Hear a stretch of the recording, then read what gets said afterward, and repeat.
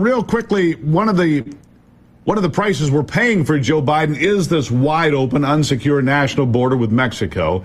I'm just curious what your gut reaction is to this trial, if you will, in Manhattan. I think it's a complete travesty, a sham, actually, used to defeat Donald Trump because they can't beat him at the ballot box, and they know it. They can't have their border being wide open. If Donald Trump ends up back in the White House, it'll actually be secured because things will change. What do you take from what happened yesterday?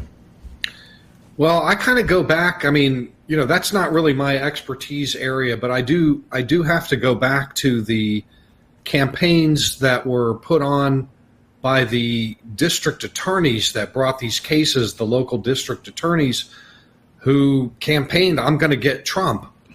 I'll find something, you elect me and I'll find something to get Trump on. And that's just highly problematic. We've never seen anything like that in U.S. history. And then they did. They followed through on their campaign promise, at least two of these. I think that's problematic. I'm not surprised his campaign donation websites crashed. Yeah. Piles of money coming in for Donald Trump. And I'm just curious, and I know it's not your area of expertise, Todd, but you're an American citizen like we are. And so therefore it bothers us to see something that's obviously a sham like this. Now, having said that, the border's been wide open for 3.5 years, and it depends on who you ask. Could be 8 million, could be 10, could be 12 that have come in illegally since Joe Biden went into the Oval Office. Nobody knows for sure, and that's the problem. And it won't change if he stays there. I can't emphasize how critical it is for there to be a change of leadership in the White House for us to get this thing under control. I mean, we have terrorist attacks happening. We have a Chechen national shot dead in the yard of a special forces soldier. We have a Mexican national trying to break into a Marine base. We've got all sorts of crazy things going on, and it all comes back to bad policies at the border, doesn't it?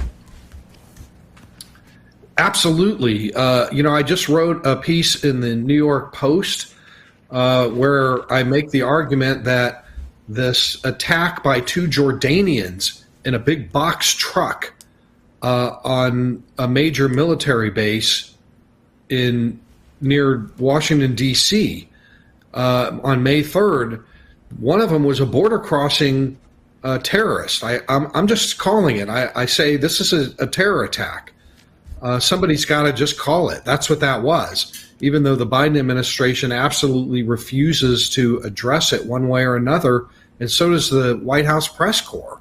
Nobody seems interested in the fact that the first... You know what the problem is, Todd? At some point, one of these attacks like you just described, or the one where the Mexican national tried to get into the Marine base, it's going to be something so big they can't ignore it.